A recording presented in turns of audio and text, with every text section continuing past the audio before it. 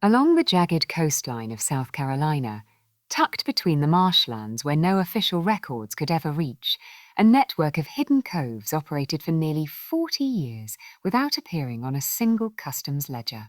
Between 1823 and 1861, over 3,000 souls passed through these unmarked landings, their arrivals never documented, their destinations never questioned.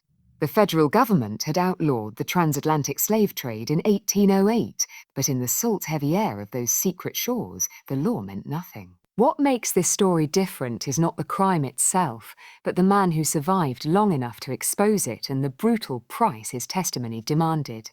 His name appears in only one courthouse document, a testimony so disturbing that it was sealed for 73 years. The document describes a night in June 1861 when 23 people were taken to a mudflat at low tide, shackled, and left there as the water rose. 22 of them drowned. One survived, and what he revealed would unravel a conspiracy that had operated under the noses of an entire community for 4 decades. The testimony of Samuel Oakes is unlike any other account from that era, not just for what he revealed about the ships, the captains, or the merchants, but for what he revealed about the ordinary people who lived within walking distance of those coves and chose for 40 years to hear nothing, see nothing, and say nothing at all. People who attended church every Sunday, who celebrated Independence Day, who sent their children to school, and who knew exactly what was happening in the darkness beyond their town, yet never spoke a word. To understand how blind landing could operate for 40 years in complete secrecy, you must first understand the geography of coastal South Carolina in the 19th century. The South Carolina Low Country is not like other coastlines. It is not a simple boundary between land and sea, but rather a complex transition zone where the two elements merge into something else entirely, a world of salt marshes, tidal creeks, barrier islands, and shifting sandbars that changes with every tide, every storm, every season. The coastline stretches for nearly 200 miles, but if you were to measure every inlet, every creek, every meandering channel, the actual distance would be thousands of miles. For centuries, this landscape had been the domain of indigenous peoples who knew its rhythms intimately. By the 1820s, it had become something else, a perfect hiding place for activities that could not bear scrutiny. The major ports of Charleston, Georgetown, and Beaufort were well-established centers of commerce by the early 19th century. These cities had wharves, warehouses, customs houses, and harbor masters. Ships arriving at these ports were inspected, their cargoes recorded, their captains questioned. The system was not perfect. Corruption was common and inspectors could be bribed, but it existed and it created a paper trail. But between these official ports lay vast stretches of coastline that saw no customs officers, no federal inspectors, no military patrols. The marshes were considered worthless land, too wet for farming, too shallow for large ships, too disease-ridden for settlement. Only fishermen and hunters ventured into these areas, and they learned quickly that the marshes were treacherous.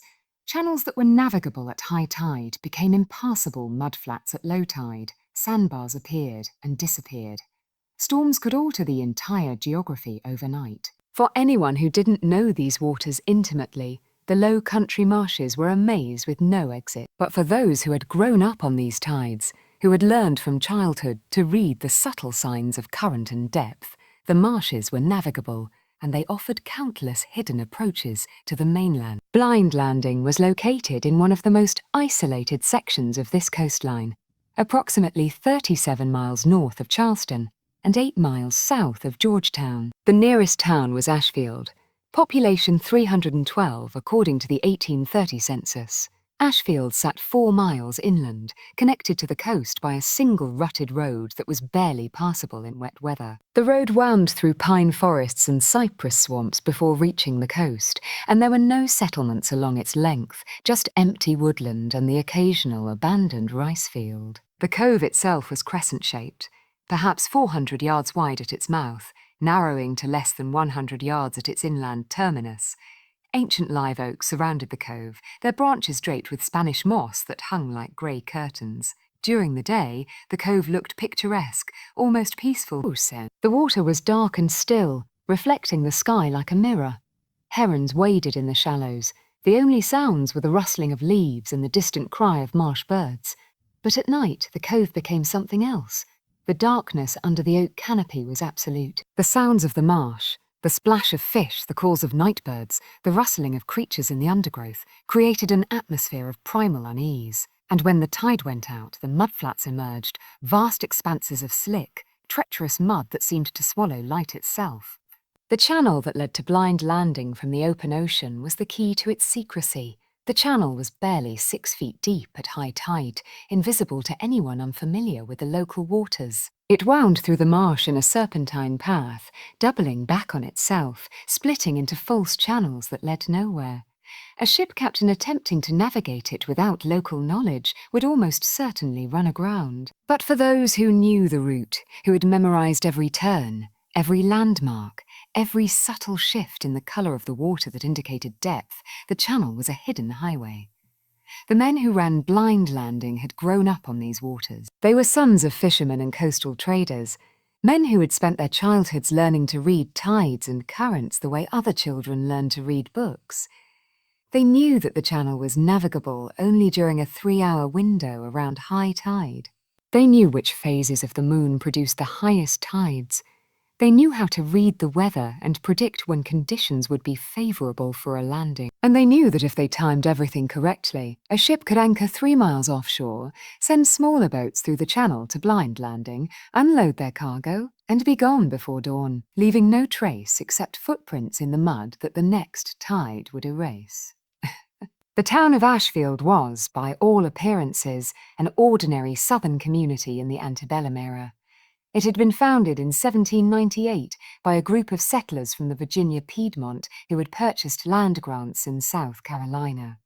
The town was laid out in a simple grid, a main street with a handful of shops and businesses, and residential streets radiating outward where families built their homes. By the 1820s, Ashfield had settled into a comfortable existence. It was not wealthy by Charleston standards. There were no grand mansions, no aristocratic families with European connections, but it was prosperous in a modest way. The surrounding land was suitable for cotton and some rice cultivation, and most families owned small farms. A few of the more ambitious planters had acquired larger holdings and had begun to see significant profits. The town had 2 churches, one Methodist and one Baptist, that competed politely for congregants. It had a general store run by a man named Hiram Burke, who sold everything from fabric to farm implements to patent medicines. It had a blacksmith named Otto Lang, a German immigrant who was known for his skill with both horseshoes and wagon repairs. It had a tavern called the Carolina House, operated by a widow named Mrs. Adelaide Crowe, where men gathered in the evenings to drink, play cards, and discuss politics. There was a schoolhouse where children learned reading, writing, and arithmetic from a stern New England-born teacher named Miss Abigail Porter. There was a doctor, Calvin Yates, who had studied medicine in Philadelphia and had returned to South Carolina to establish his practice. There was a lawyer, Howard Brennan, who handled property transactions and wills. On the surface, Ashfield looked like 100 other small southern towns. Its citizens attended church on Sundays where they sang hymns and listened to sermons about Christian duty and moral rectitude. They celebrated the 4th of July with barbecues and speeches about liberty and the American experiment. They sent their sons to militia musters and took pride in their service. They married, had children, buried their dead, and went about the business of living. But beneath this veneer of normalcy, there was another Ashfield, an unspoken understanding that certain questions were not to be asked, certain observations were not to be shared, certain activities were not to be acknowledged.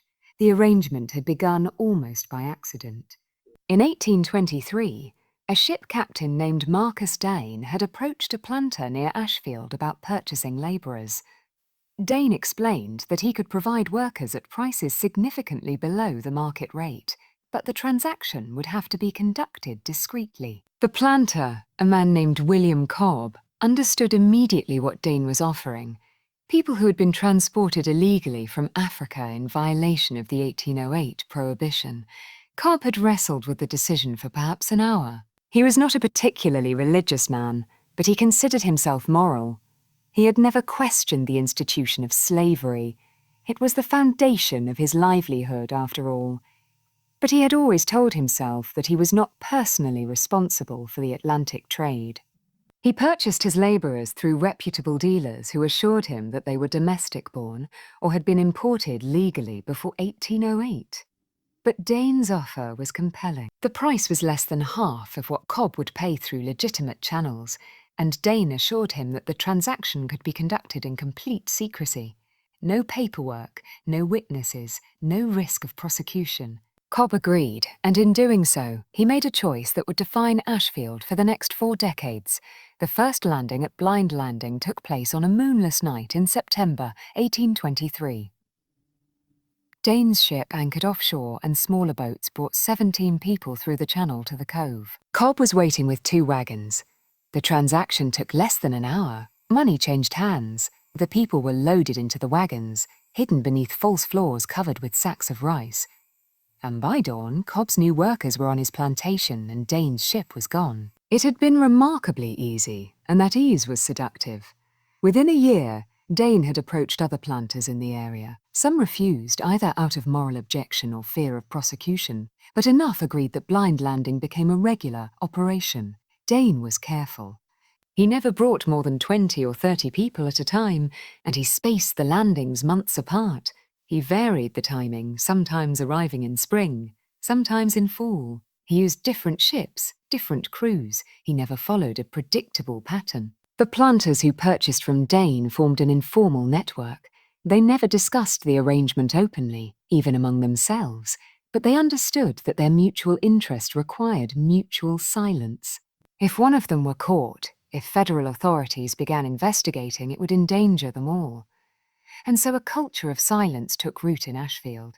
The planters said nothing. Their overseers, who certainly knew where the new workers had come from, said nothing. And gradually the silence spread to everyone else in town. The blacksmith, Otto Lang, knew because he shod the horses for the wagons that made the midnight runs to the coast. The tavern keeper, Mrs. Crow, knew because she served drinks to the ship captains and crew members who came through town before and after landings.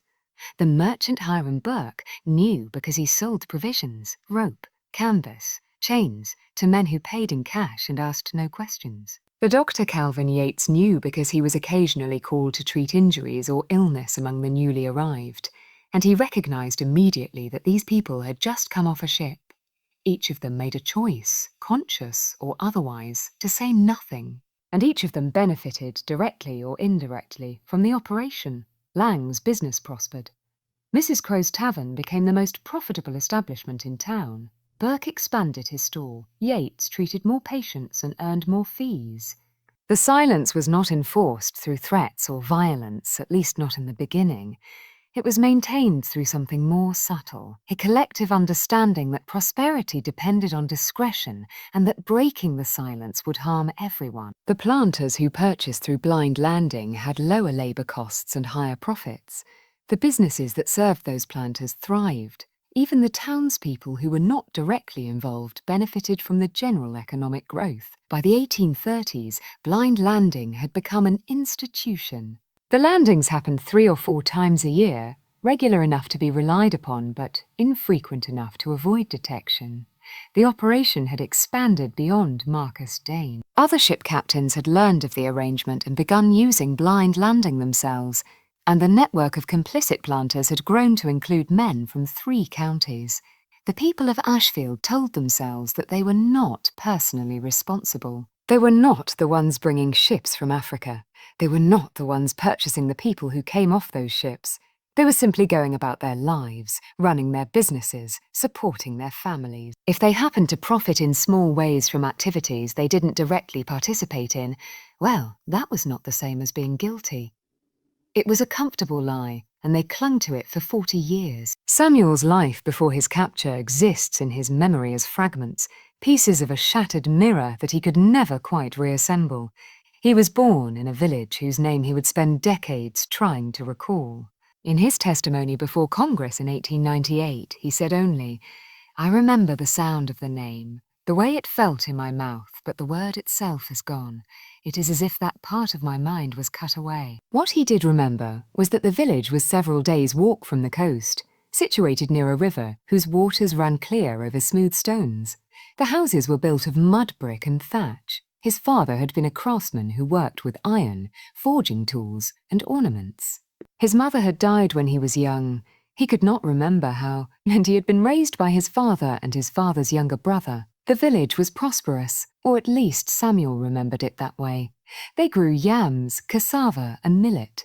They kept goats and chickens. Trade caravans passed through occasionally, and Samuel's father would trade iron goods for salt, cloth, and other necessities. Life followed rhythms that had existed for generations: the planting season, the harvest season, the dry season, the rains. Samuel had learned his father's trade. By the time he was 16 or 17, he had no precise way of measuring his age. He could work the bellows, heat iron to the correct temperature, and shape it into blades and tools. He had expected to spend his life in the village, to marry, to have children, to pass the trade to his own sons. He remembered the night of the raid with terrible clarity. It came without warning. One moment he was sleeping in his father's house, and the next he was jolted awake by screams and the sound of musket fire. The village was on fire. Men were running through the streets with torches and weapons. Not soldiers in uniform, but raiders, some of them recognizable as men from villages Samuel had traded with. The raid had been organized. Samuel would understand this only later, but in the moment he understood nothing except terror. The raiders moved with purpose, kicking in doors, dragging people out of their homes. Those who resisted were struck down. Those who ran were chased and tackled. Within minutes, the entire village was in chaos. Samuel's father tried to fight. He grabbed an iron rod, one of his own creations, and swung it at the raiders who burst through their door. He struck one man across the face, breaking his jaw. But there were too many of them. They overwhelmed him, beating him with clubs until he stopped moving. Samuel tried to reach his father, but hands seized him from behind. He was thrown to the ground, and before he could rise, his wrists were bound with rope. He was dragged into the street, where dozens of others from the village, mostly young men and women, but also some children, were being assembled. The raiders separated the captives into groups. Samuel found himself in a line with about 40 others, all bound at the wrists. They were forced to begin walking immediately, driven forward by men with whips and muskets. Samuel looked back once and saw his village burning, smoke rising into the night sky. They walked for 7 days. Samuel lost track of distance and direction. They moved through forests, across rivers, through territory Samuel had never seen before. They were given minimal food and water, just enough to keep them alive. At night, they were forced to sleep on the ground, still bound. Those who became too weak to walk were left behind. On the 3rd day, Samuel's uncle, who had been captured along with him, stumbled and fell. He was older, perhaps 50, and the march was too much for him. The raiders shouted at him to get up. When he couldn't, they beat him. When he still couldn't rise, they cut him loose from the line and walked away, leaving him there on the side of the path. Samuel tried to stop, tried to go back, but the line kept moving. He called out to his uncle, but there was no response. That was the last time he saw any member of his family. On the 7th day, they reached the coast. Samuel had never seen the ocean before. The sight of it, that vast expanse of water stretching to the horizon, filled him with a dread he could not name. They were taken to a fortified compound near the shore, a place built of stone and timber with high walls and guards at every entrance. This was a barracoon, a holding facility where captured Africans were kept until ships arrived to transport them. The barracoon was a vision of hell. It was designed to hold perhaps 100 people. When Samuel arrived, there were at least 300 crammed inside. The structure was divided into large pens, each one holding 50 or 60 people. The floor was dirt. There was no furniture. No bedding, nothing but bare ground and the press of bodies. The smell was overwhelming, a mixture of sweat, excrement, and sickness. Samuel was thrown into one of the pens. The space was so crowded that there was barely room to sit. At night, everyone lay down where they stood, bodies pressed against each other. During the day, they stood or crouched, waiting. Food came once a day, a thin gruel made of millet or cassava, distributed in wooden bowls that were shared among groups. Water came twice a day, carried in buckets and ladled out. The portions were small, calculated to keep people alive but not healthy. The barracoon was run by African and European traders. Samuel would later learn that this was typical. The Atlantic slave trade was not a crime committed by one group against another, but a complex network of complicity involving people from multiple continents. African raiders captured people from inland villages. African and European merchants purchased them at the coast. European and American ship captains transported them across the ocean, and American and Caribbean planters purchased them at the other end. Everyone in the chain profited. Everyone in the chain told themselves they were not responsible for what came before or after their own transaction. Purchased them at the other end transaction. Samuel spent 6 weeks in the barracoon. Time blurred together into a continuous nightmare. Days became indistinguishable. People around him sickened and died. Bodies were removed each morning, dragged out of the pens and taken somewhere beyond the walls. No one spoke of what happened to them. Samuel learned quickly that the only way to survive was to shut down. He stopped thinking about his village, his father, his old life. He stopped thinking about the future. He existed only in the moment, focusing on nothing beyond the next bowl of food, the next ladle of water. The next night survived.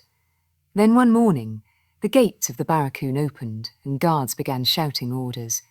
Chains were brought out, long chains with iron collars attached at intervals. The captives were organised into coffles, groups of 15 or 20 people all chained together at the neck. Samuel found himself chained between a young woman who wept continuously and an older man who stared ahead with blank, dead eyes. They were marched out of the barracoon and down to the beach. Beyond the surf, perhaps half a mile offshore, a ship lay at anchor. The ship was not large by commercial standards. Samuel would later learn it was a Baltimore clipper, a type of fast schooner that had become popular in the illegal trade because of its speed. But to Samuel, who had never seen a seagoing vessel before, it looked enormous. 3 masts rose from its deck, and the hull sat low in the water. Small boats ferried people from shore to ship. Samuel's group was among the last to be loaded. When his turn came, he was unchained from the coffle and forced into one of the boats. The boat rocked sickeningly as it moved through the surf, and Samuel, who had never been on water before, felt his stomach rebel. When they reached the ship, he was forced to climb a rope ladder up the side. His hands, weakened by weeks of malnourishment, could barely grip the rungs. When he reached the deck, he was immediately seized by crew members and forced toward a hatch that led below. The hold of the ship was divided into 2 levels. The lower level, where Samuel would spend most of the voyage, had a ceiling height of perhaps 4 feet. People were packed onto wooden shelves in rows, lying on their sides because there was not enough room to sit up. Samuel was pushed into a space between 2 other men, a gap so narrow that his shoulders touched theirs on both sides. The hatch was closed. The darkness was absolute, and slowly, as more and more people were forced into the hold, the air became thick and foul. Samuel later estimated that there were over 300 people in the hold, though he never counted them himself.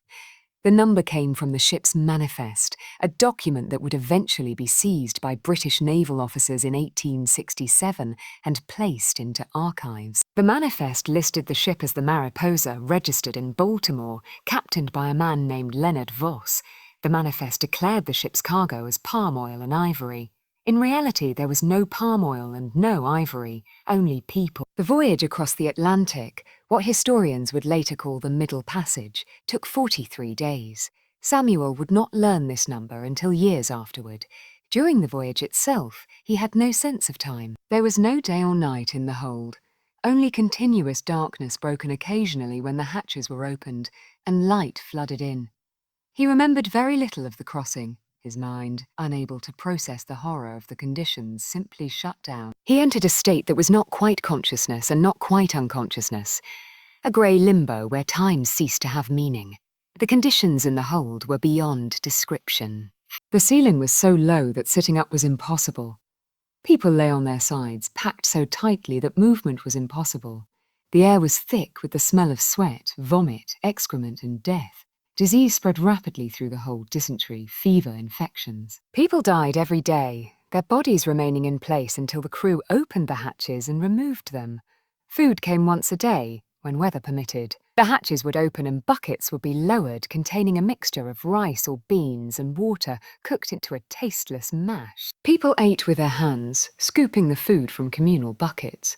There was never enough. Water came twice a day, ladled out in small portions that left everyone constantly thirsty. The crew sometimes brought people up onto the deck in small groups, forcing them to move around to prevent their muscles from atrophying completely.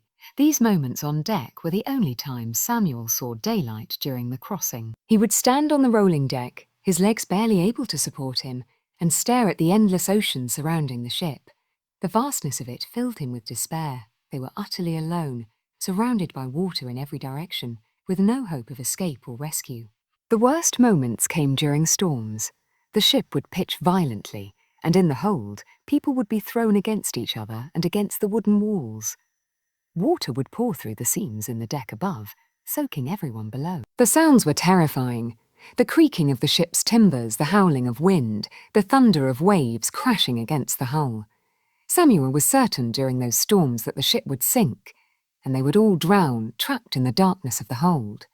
But the ship did not sink. It continued forward day after day, week after week, crossing the Atlantic.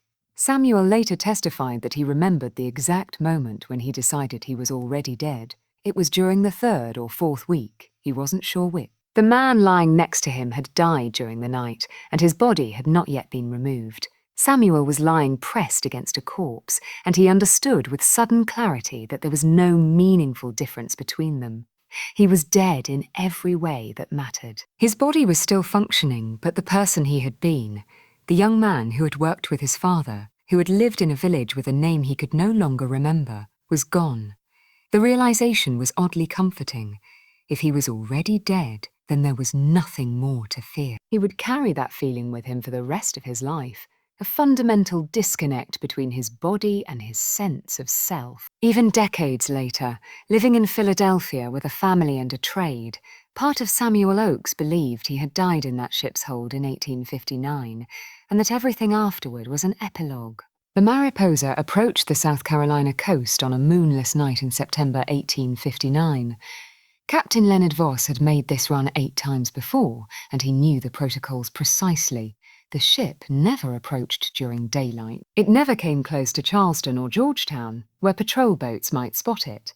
Instead, it anchored 3 miles offshore in waters deep enough for the ship, but shallow enough to be out of normal shipping lanes. Of the 317 people who had been loaded onto the ship in Africa, 206 remained alive when it reached the Carolina coast.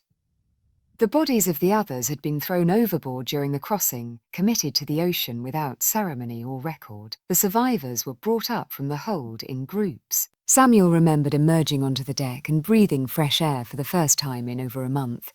The sensation was overwhelming. The cool night breeze, the smell of land, the sight of stars overhead. His legs would barely hold him. He had to be supported by crew members as he was moved toward the ship's rail. Small boats waited below. Swift, narrow launches designed for shallow water. Samuel and 19 others were loaded into the 3rd boat.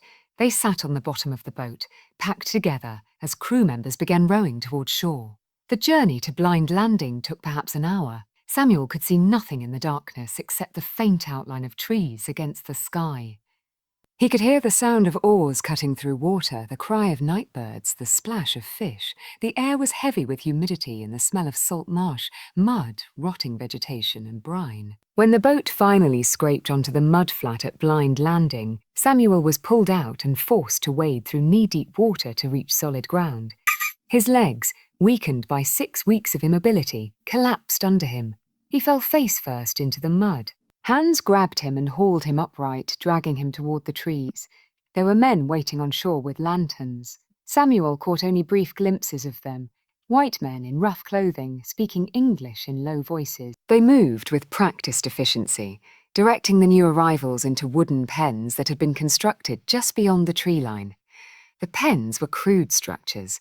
Posts are driven into the ground with horizontal boards nailed between them, creating enclosures about 15 feet square. Each pen had a single gate secured with a chain and padlock. There was no roof, just open sky above. The floor was bare earth. Samuel was pushed into one of the pens with 19 others. The gate was locked behind them, and then the men with lanterns walked away, leaving them in darkness. For a long time, no one spoke. They simply stood or sat in the pen, too exhausted and disoriented to do anything else. Some wept quietly. Others stared into space with the same blank expression Samuel had seen in the barracoon and on the ship. They were alive, but they were not whole. Dawn came slowly, light filtering through the oak trees. Samuel got his first clear look at where they were. The pen sat in a small clearing surrounded by massive live oaks draped with Spanish moss. Beyond the trees he could see water, a dark, still cove that reflected the morning sky. The mud flats where they had landed the night before were visible now at low tide, vast stretches of slick grey mud that looked like they could swallow a person whole. Food came at midday. Buckets of water and cornmeal brought by a man who unlocked the gate just long enough to set them inside, then locked it again without speaking. The man wore a wide-brimmed hat that shadowed his face, and he moved quickly, as if reluctant to be seen. That pattern continued for 3 days. Twice a day, the silent man brought food and water. The rest of the time, they were left alone in the pen. At night, Samuel could hear wagons arriving, the creak of wheels, the sound of horses, voices conducting business in tones too low to make out words. He could hear other pens being opened, people being removed. He understood that transactions were happening, that they were being sold. On the 4th day, it was Samuel's turn. The gate opened at dawn, and a different man appeared, this one wearing better clothing, a long coat and polished boots. He was accompanied by 2 others who appeared to be overseers or hired workers. The well-dressed man walked into the pen and began examining the people inside, checking teeth, feeling arms and shoulders, assessing them like livestock. He selected 7, including Samuel. The 7 were taken out of the pen and loaded into a wagon. The wagon had a false bottom, a wooden platform that created a hidden space underneath. Samuel and the others were made to lie flat in this space, and then the platform was closed over them. He heard sacks being loaded on top, rice from the smell and weight of them. The journey in the hidden compartment was suffocating. The space was barely 18 inches high, not enough to even turn over. The weight of the rice sacks pressed down on the wooden platform above them, making it feel like the ceiling might collapse at any moment. The air was stifling, and every bump in the road sent pain shooting through Samuel's back and shoulders. The journey lasted hours. Samuel later estimated 4 or 5, though it was impossible to judge time in that darkness. When the wagon finally stopped and the platform was lifted, Samuel was pulled out into blinding sunlight. He found himself on a plantation that he would later know as the Hartwell estate, owned by a man named Duncan Hartwell. An overseer, a lean, hard-faced man named Virgil Tench, was waiting. Tench looked the 7 new arrivals over with an expression that mixed appraisal with contempt. Then he gestured toward a row of crude cabins at the edge of a field and said, in English that Samuel did not yet understand, "That's where you'll sleep. You start work at dawn tomorrow. Anyone who doesn't work doesn't eat. Anyone who runs gets the lash. Any questions?" No one responded. Samuel didn't understand the words, but the meaning was clear enough. He had arrived at what would be his home for the next 2 years. The Hartwell estate was not one of the grand plantations of the South Carolina Low Country. It was a mid-sized operation of approximately 800 acres, with perhaps half of that under cultivation. The primary crop was rice, grown in fields that had been carved out of the swampland and could be flooded with water from the nearby river. Rice cultivation in the Low Country was brutal work. The fields had to be prepared, flooded, drained, and flooded again at precise times. Workers stood in water up to their knees for hours at a time, planting, weeding, and harvesting. The water was a breeding ground for mosquitoes and disease. Malaria, yellow fever, dysentery were endemic. The heat and humidity were oppressive, especially in summer when temperatures regularly exceeded 95 degrees. Duncan Hartwell owned 42 enslaved people when Samuel arrived. Most had been born on the plantation or on neighbouring estates and had worked the rice fields their entire lives. They had developed a tight-knit community with its own hierarchies, relationships, and survival strategies. Samuel and the 6 others who had arrived with him from blind landing were outsiders, and they were viewed with a mixture of curiosity and wariness. The language barrier was the first challenge. Samuel spoke none of English and had limited ability to communicate even with other Africans on the plantation, as they often came from different regions and spoke different languages. He learned primarily through observation and repetition. picking up words and phrases gradually over months. The work routine was established by Virgil Tench, the overseer, and it varied little from day to day. Workers rose before dawn and assembled in the main yard. Tench would assign tasks for the day, some to the rice fields, others to maintenance work, repairs, or other plantation duties. Work continued until sunset, with a brief break at midday for a meal of cornbread and whatever vegetables were available. Samuel was assigned to the rice fields. The work was backbreaking. He stood in the flooded fields, bent over, planting rice shoots in neat rows. The water was warm and murky, and his feet sank into the mud with every step. By the end of the first day, his back screamed with pain and his hands were covered in cuts from the sharp edges of the rice plants. That first night, he collapsed in the cabin he shared with 11 other men. The cabin was perhaps 20 feet by 15 feet, with a dirt floor and a roof that leaked in dozens of places. There were no beds, just rough wooden platforms where people slept side by side.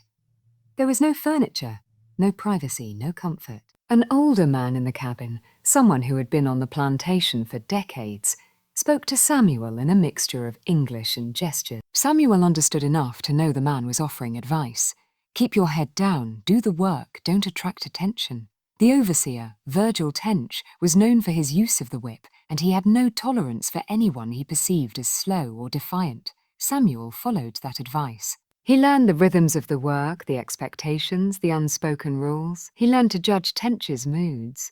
When the overseer was irritable, when it was safest to simply disappear into the background. He learned which tasks were most demanding and which offered brief moments of rest. He learned to survive. Slowly, painfully, he also learned English. The process was frustrating.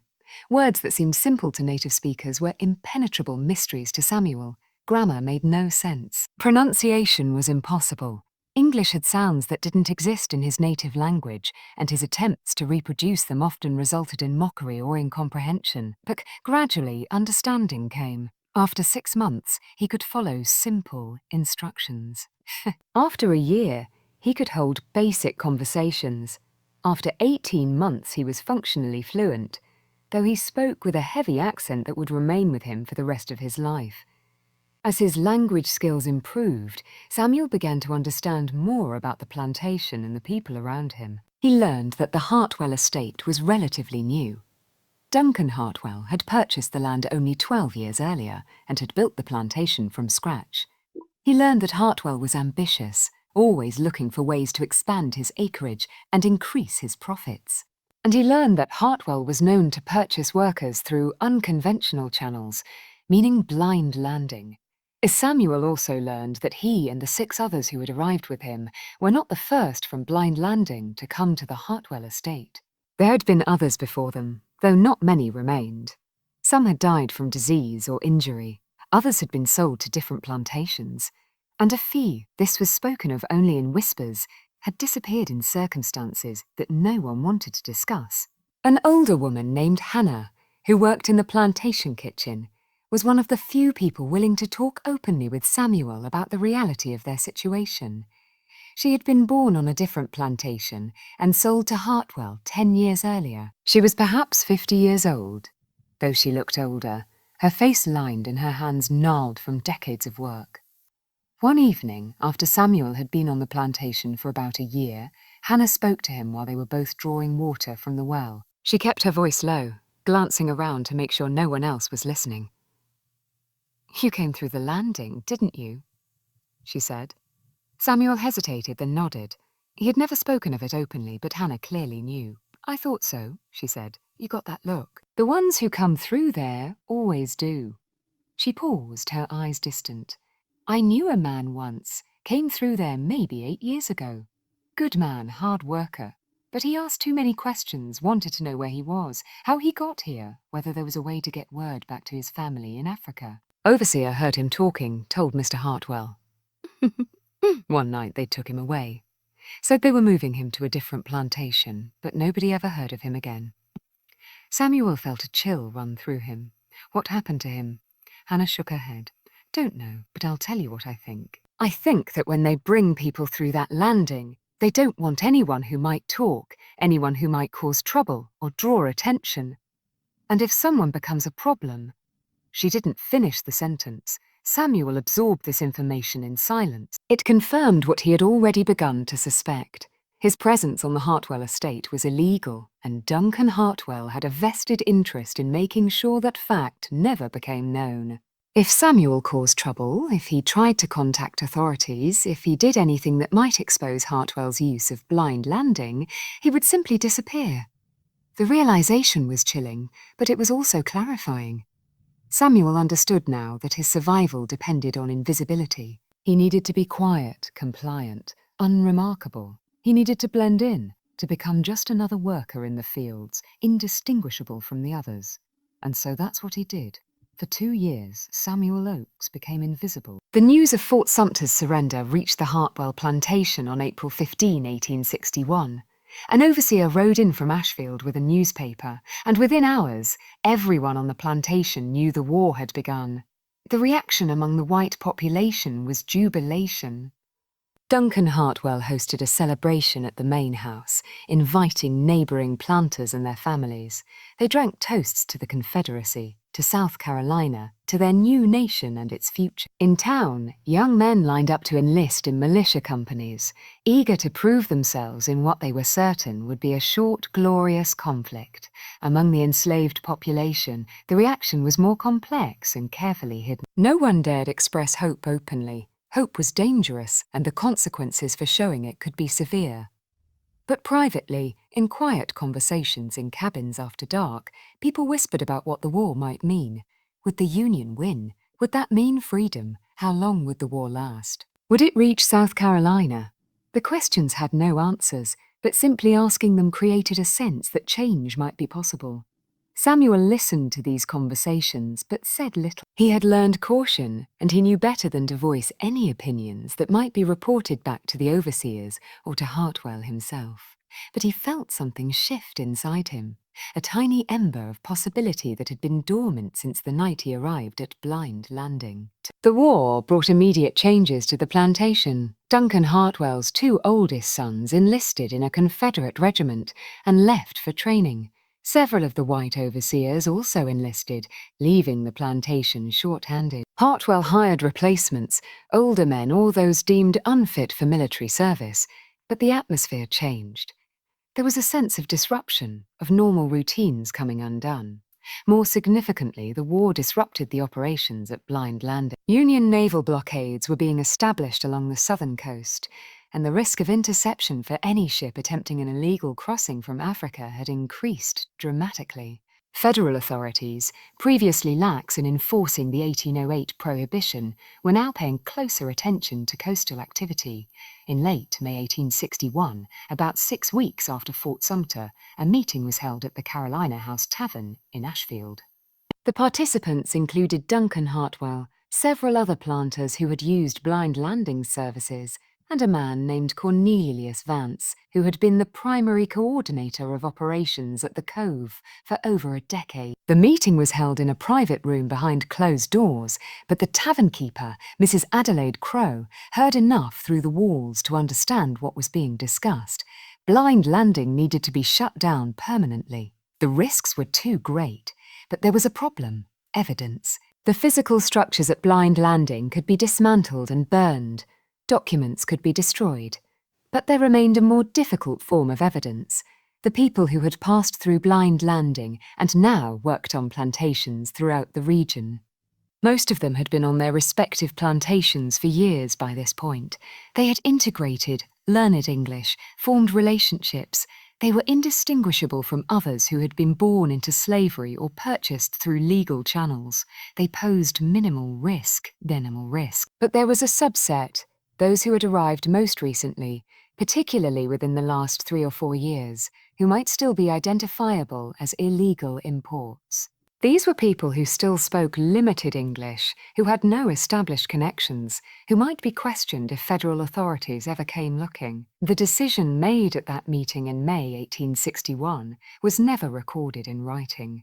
No documents exist that explicitly state what was agreed upon. But the outcome of the meeting would become clear in the weeks that followed. The evidence needed to be eliminated. The night of June 9, 1861 was warm and humid, with no moon. The darkness was absolute under the canopy of oaks that surrounded the Hartwell plantation's worker cabins. Samuel was pulled from sleep by rough hands shaking him. He opened his eyes to see Virgil Tench standing over him with a lantern. The overseer's face was expressionless, but there was something in his eyes, a tension, a weariness, that Samuel had not seen before. "Get up," Tench said. "You're coming with me." Samuel's heart began to pound. "Where? Don't ask questions. Just come." 6 others from Samuel's cabin were roused as well. All of them, Samuel realized immediately, people who had arrived through blind landing within the past few years. None of the longer-term residents were selected. They were taken outside where a wagon waited.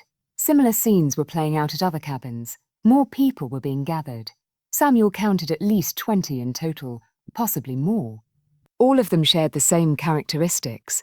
Recent arrivals, limited English, no established families on the plantation. They were loaded into wagons without explanation. Samuel tried to ask one of the other overseers what was happening, but was told to shut his mouth.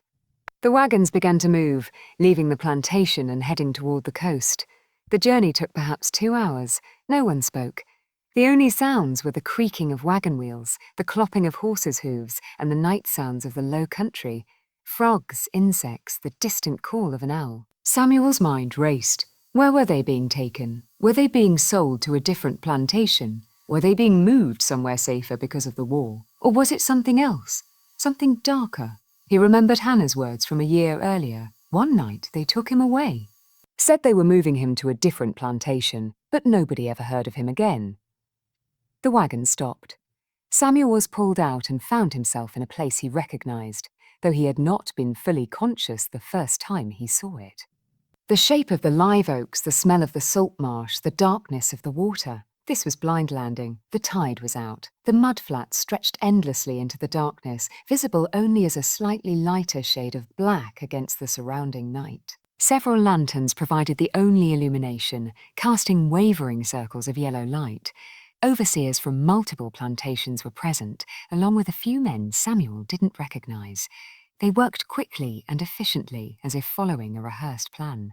Ropes were produced. Samuel's hands were pulled behind his back and bound tightly. The same was being done to others. Then iron shackles were fastened around their ankles, not individual shackles, but paired ones, connecting people in twos. Samuel found himself shackled to a man he didn't know, someone from a different plantation. The man was perhaps 30 years old, thin and frightened. He kept whispering in a language Samuel didn't understand, a desperate stream of words that might have been prayers. Once everyone was secured, hands bound, ankles shackled in pairs, they were forced out onto the mudflats. The mud was slick and treacherous, sucking at their feet with every step. Samuel and the man he was shackled to stumbled together, trying to keep their balance on the unstable surface. They were pushed further out, perhaps 200 yards from the tree line, into the middle of the mudflat. There they were left. The overseers and other men began walking back toward shore, their lanterns growing distant. Samuel called out, his voice joining others in the darkness. "Wait." "Where are you going? What's happening?" Virgil Tench was the last to leave. Before he disappeared into the trees, he turned back and said, loud enough for everyone to hear, "The tide comes in at midnight. I'd suggest you make peace with your God." Then the lanterns vanished into the trees and the sound of horses and wagons faded. Silence settled over the mudflat, broken only by the sound of breathing and the quiet weeping of some of the others. Samuel understood with perfect, horrible clarity what was happening. The tide was coming in. Within hours, the mudflats would be under 6 feet of water. They were shackled, unable to run, unable to swim, unable to do anything but stand there and wait to drown. This was not a relocation. This was an execution. Panic spread through the group. Some people began pulling desperately at their bonds, trying to free themselves. Others fell to their knees, praying in languages Samuel didn't know. The man shackled to Samuel began to thrash, jerking their shared chain and nearly pulling both of them down into the mud. Samuel forced himself to remain calm. Panic would accomplish nothing. He needed to think, to assess the situation, to find any possibility of survival. He tested his bonds. The rope around his wrists was tight, tied by someone who knew what they were doing. His fingers were already going numb from lack of circulation. The shackle around his ankle was iron, fastened with a simple lock. There was no way to break it, no way to pick the lock with his hands tied. He looked around, trying to see in the darkness. The tree line was perhaps 200 yards away, close enough to see as a darker shape against the sky, but impossibly far for someone shackled and bound. Even if he could free himself, could he cross that distance through treacherous mud before the tide came in?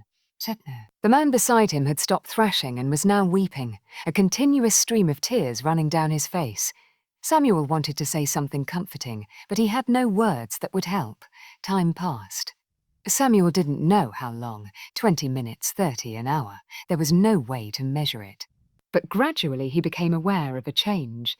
The mud beneath his feet felt different, wetter. He looked down and saw water beginning to seep across the surface of the mud flat. The tide was coming in.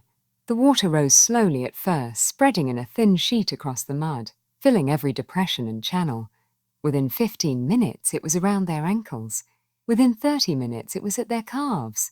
The panic intensified. People began screaming, calling for help that would never come. Some tried to move toward shore, but the shackles made coordinated movement impossible, and the soft mud made every step treacherous. The man shackled to Samuel lost his footing and fell forward. The shackle connecting them jerked Samuel's ankle, pulling him off balance. He fell sideways, his face splashing into the rising water. For a moment his mouth and nose were submerged. He tasted salt and mud and felt a primal terror grip him. He fought to get his head above water, his bound hands making every movement agonizing. The man beside him was thrashing, his panic making everything worse. Samuel managed to get his knees under him, then pushed himself upright. He grabbed the other man with his shoulder, trying to help him stand, and together they managed to regain their footing. The water was up to their knees now, and rising steadily.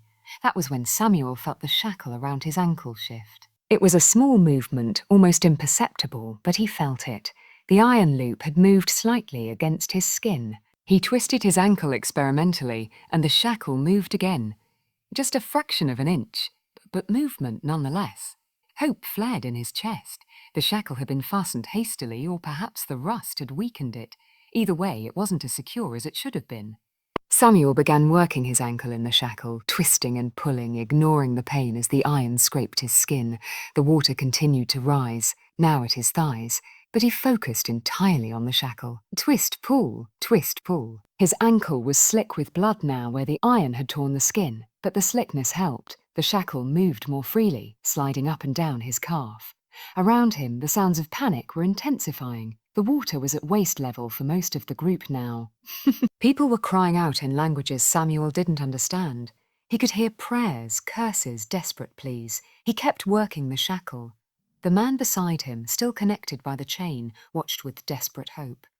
"Can you do it?" he asked in broken English. "Can you get free?"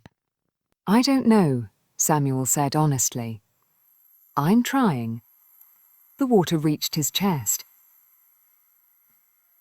Minutes, maybe only minutes, remained before it would be over his head. Samuel twisted his ankle one more time, pulling as hard as he could, and suddenly, impossibly, his foot slipped through the shackle. He was free, or at least his ankle was free. His hands were still bound behind his back, and he was standing in rising water with no clear path to shore. But he was no longer shackled. The man who had been connected to him grabbed at Samuel with his shoulder, trying to keep him there. "Don't leave me. Please, help me." Samuel looked at the man's desperate face. He wanted to help, but the man's shackle was secure, his lock fastened properly. There was no way Samuel could free him, not with his hands bound, not in rising water, not with time running out. He made a choice that would haunt him for the rest of his life. "I'm sorry," he said, and then he turned and began moving toward shore. The man's screams followed him across the mudflat. "No, please come back. Don't leave me. Please." Samuel forced himself not to look back. He focused entirely on movement, placing one foot in front of the other, maintaining balance on the unstable mud, keeping his head above the rising water. The water was up to his shoulders now. Each step was harder than the last. The mud seemed to pull at him, trying to drag him down. His bound hands made balance nearly impossible. He fell multiple times, his face going under the water. Each time he forced himself back up through sheer will, gasping for air, and kept moving. Behind him, the screams were fading. He told himself it was because he was getting farther away, but he knew the truth. The water was over their heads now. Samuel didn't know how long he spent in the water. It felt like hours, but was probably closer to 30 or 40 minutes. The tide continued to rise, and by the time he finally reached the tree line and stumbled onto solid ground, the water in the mudflat behind him was 6 feet deep. He collapsed on a narrow strip of sandy beach, his body shaking violently, his mind in shock. As dawn began to break, casting grey light across the marsh, he could see the cove behind him. The entire mudflat was under water now. There was no sign of the others, no bodies, no movement, nothing. Just calm water reflecting the morning sky. 23 people had been left on that mudflat. 22 of them were dead. Samuel was the only one who survived.